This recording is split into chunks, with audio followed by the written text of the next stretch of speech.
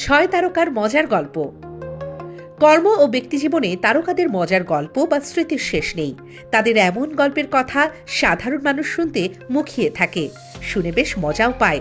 আজ ছয় তারকার মজার যত গল্প তুলে ধরেছেন আলাউদ্দিন মাজিদ। রিয়াজ সাপটিকে পায়ে চেপে রাখে। শাবনূর, বিয়ের ফুল ছবির মন না দিলে হয় কি প্রেম গানের শুটিং করছিলাম কক্সবাজারে। আমার পায়ের কাছেই ছিল একটি বিষধর সাপ, যা আমি খেয়াল করিনি। আর রিয়াজও বলেনি, কারণ আমি সাপ ভীষণ ভয় পেতাম। রিয়াজ সাপটিকে পা দিয়ে চাপ দিয়ে ধরেই শটটি সম্পূর্ণ করেছিল। আর পুরো ঘটনাটাই ছিল আমার অজানা। শট দেওয়ার পর আমি তা জানার সঙ্গে সঙ্গেই ভয়ে দিয়েছিলাম এক দৌড়। সানিকে নিয়ে মৌসুমীর দুঃস্বপ্ন। দোলা ছবি দিয়ে প্রথম জুটি গড়লেন ওমর সানি মৌসুমী। সেই দোলা সিনেমার শুটিংয়ে সিলেটে গিয়ে প্রথম তাদের মনোমালিন্য হয়। তখনও তাদের মধ্যে প্রেম হবে এমনটা কেউই ভাবতে পারেননি। মনোমালিন্য থেকে দুজনের সম্পর্ক কিছুটা খারাপ হয়। সেই মনোমালিন্য থেকেই আবার মৌসুমীর জন্য ওমর সানির ভালোবাসা জন্মে। আত্ম অহংকার এর শুটিং করতে সিলেটের জৈন্তাপুরে গিয়েছিলেন তারা। তখন তাদের মধ্যে বেশ ভালোই বন্ধুত্ব গড়ে ওঠে। সেখানে শুটিংয়ের সময় মৌসুমী হঠাৎ ওমর সানিকে জানান কাল তার জন্মদিন, দুপুরে তারা একসঙ্গে খাবেন। সে সময় ওমর সানি প্রথম মৌসুমীকে উপহার দেন। ওমর সানি নিজের গলা থেকে প্রায় 4 ভরি ওজনের একটি সোনার চেইন মৌসুমীকে উপহার দেন। মৌসুমী এক রাতে দুঃস্বপ্ন দেখেন ওমর সানিকে নিয়ে। সকালে এফডিসিতে প্রবেশের আগে মৌসুমী সানিকে দেখতে তার তেজতুরি বাজারের বাড়ির সামনে আসেন। তখন ওমর সানি বুঝে গেছেন মৌসুমী তাকে পছন্দ করেন।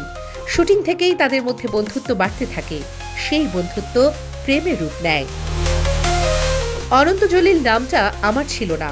অনন্ত, আমার নাম নিয়েই একটা মজার ঘটনা আছে। কাছের মানুষেরা আমাকে সঞ্জু নামে ডাকত।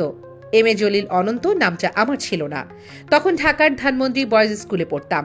খুব দুষ্ট ছিলাম। ঠিকমতো লেখাপড়া করতাম না বলে বাবা আমার জন্য একজন গৃহ শিক্ষক রেখে দিলেন।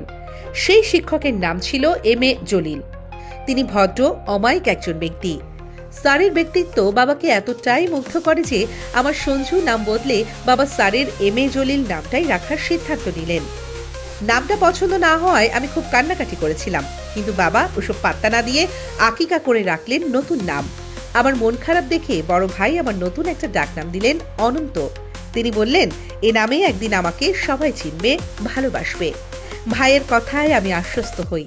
সেই থেকে আমি এম এ জলিল অনন্ত নামেই বেড়ে উঠছি। আর বড় ভাইয়ের কথাও আজ সত্যি হয়েছে। মায়ের কান্না থামছিল না। শাকিব খান। শাকিব জানালেন 2009 সালে মুক্তিপ্রাপ্ত মন যেখানে হৃদয় সেখানে সিনেমাটি দেখেছিলেন আমার মা। সিনেমায় আমি মারা গিয়েছিলাম। মারা যেতে দেখে মার কান্না থামছিল না। আমি তখন রাঙামাটিতে অন্য একটি সিনেমার শুটিং করছি। সেখান থেকে ফোন করে আমার মায়ের কান্না থামাতে হয়েছিল। স্বপ্নপূরণ এবং সেই বন্ধু তাহসান। ঢাকার সেন্ট জোসেফ স্কুলে আমি তখন 6ষ্ঠ শ্রেণীতে পড়ি। পাশাপাশি ছায়ানটেও গান শিখি। সেই ছোট থেকে অবচেতন মনে কাজ করত আমি একদিন বড় গায়ক হব। স্কুলে পড়া অবস্থায় আমি আমার এক বন্ধুর কাছ থেকে খাতা টেনে নিয়ে একটি অটোগ্রাফ দেই। অটোগ্রাফ দেওয়ার পর তাকে বলি যত্ন করে খাতাটা তুলে রাখিস, একদিন না একদিন আমি অনেক বড় শিল্পী হব। তখন অটোগ্রাফের এই খাতা কাজে দেবে। বিষয়টি পরে যখন মনে হতো আমার খুব হাসি পেত। মজার ব্যাপার হচ্ছে কিছুদিন আগে সেই বন্ধুর সঙ্গে দেখা। সে আমাকে আমার স্কুলের জোর করে দেয়া সেই অটোগ্রাফের কথা মনে করিয়ে দেয়। সে আমাকে বলে তোর দেয়া অটোগ্রাফের সেই খাতাটা আমি কিন্তু এখনো যত্ন করে রেখে দিয়েছি, আর একদিন আমি তা নিলামে তুলব। ঈদের জামাটা পুড়ে গেল। মেহজাবিন।